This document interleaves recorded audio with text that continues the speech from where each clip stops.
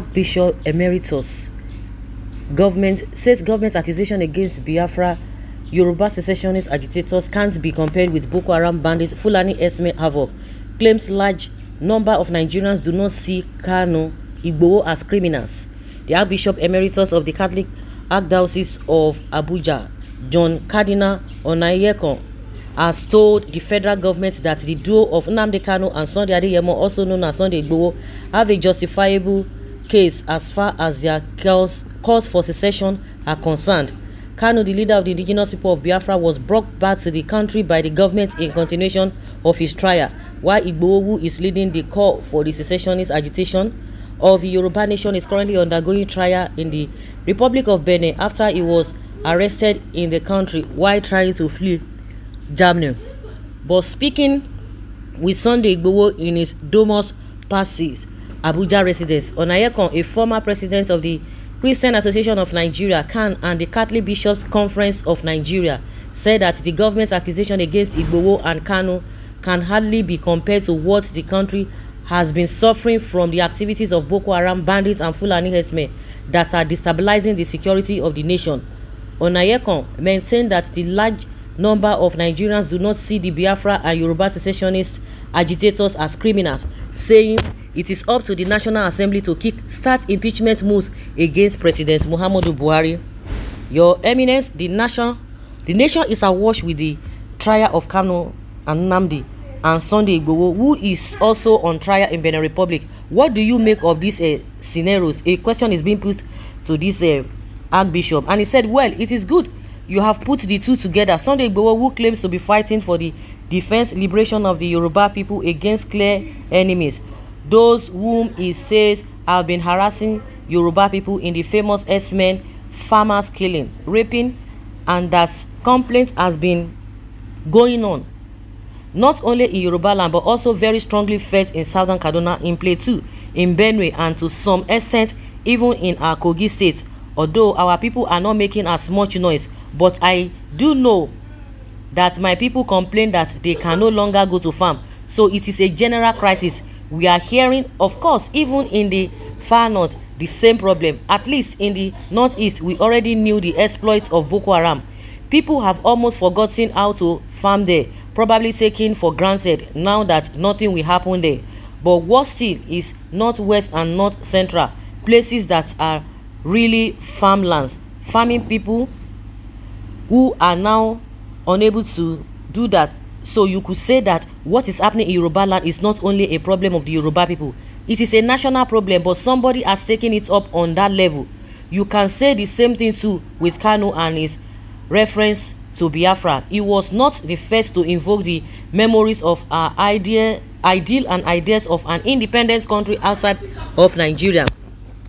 Secession, which led to civil war. Then, before him, there was mass-up, and after him, there is this hip-hop.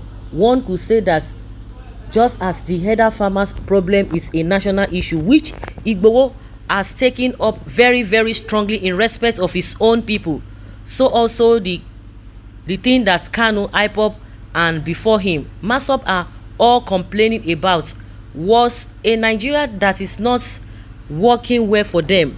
But the issue is that the problem they are complaining about is also a national problem. There are few Nigerians who feel that the country is doing very well the way it is. Maybe there are some people, maybe especially now, those who are having a good time and who think the country has never been as good as they have been under Buhari, because Buhari is treating them very, very well. But everybody looking at the situation in Nigeria dispassionately in terms of security, in terms of unemployment, in terms of economic development, and so on, we all agree that we have a problem. So what I am trying to say is that IPOP, KANU, or anybody else, they really have a case we can say that what we are now having as Nigeria, they can find it no longer acceptable. Now, if you don't find Nigeria as it is acceptable, you have two options: either sit here and fight and make it acceptable, or decide that you want to opt out. Both IGBOHO and KANU are saying they want to opt out. Our government should know that these people are not seen as criminals by a large number of Nigerians. And here, the ethnic aspect comes in. KANU and co claim to be fighting for the rights of the Igbo people. We are not sure where the boundaries of these Igbo people are, which is one of the major problems. But still, there are a good number of Igbo people, especially many young Igbo, who see in KANU a visionary with a clear agenda. And there are two categories of Igbo that show very much interest and agreement with KANU.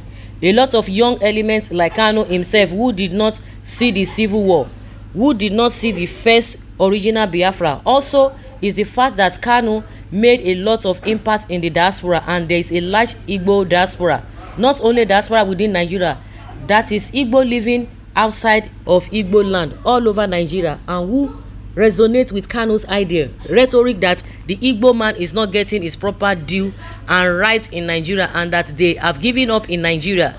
In the case of KANU, the leaders, elders of Igbo land, we have not seen them massively supporting KANU. We are waiting.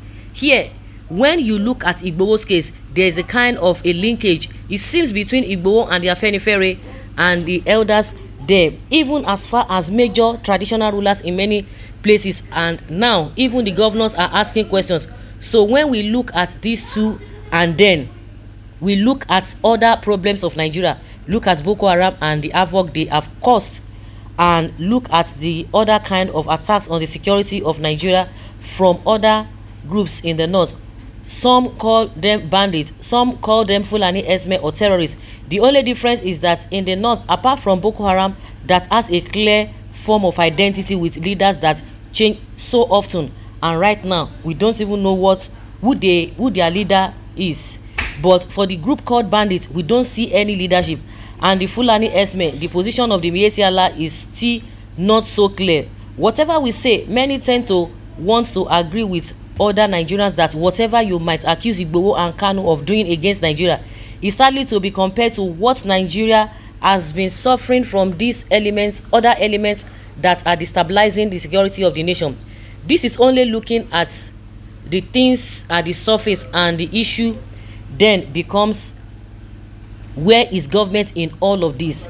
It will appear that in respect of IPOB and IGBOHO, the government has acted in the way we expect government to act, vigorously, decisively, and so on. And the same government we don't see acting in the same way in respect of others we are talking about, that they cannot, they are doing their best, is not enough, which is what makes the thing very, very sad.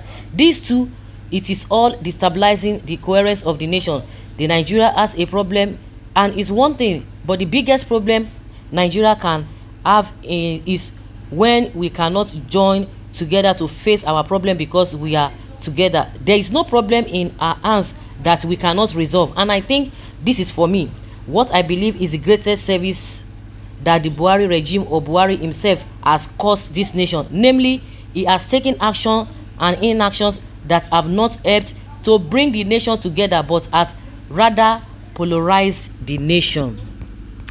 Okay, so guys, we can hear what the bishop has said, and there's nothing more to say. He has said it all. The Nigerian people did not see IGBOHO and KANU as terrorists, but it is only, or as criminals, it's only Buhari. And when it comes to those people who are really committing real havoc, he does nothing, but he's hammering on IGBOHO and NNAMDI KANU. So guys, let's hear your opinion on this.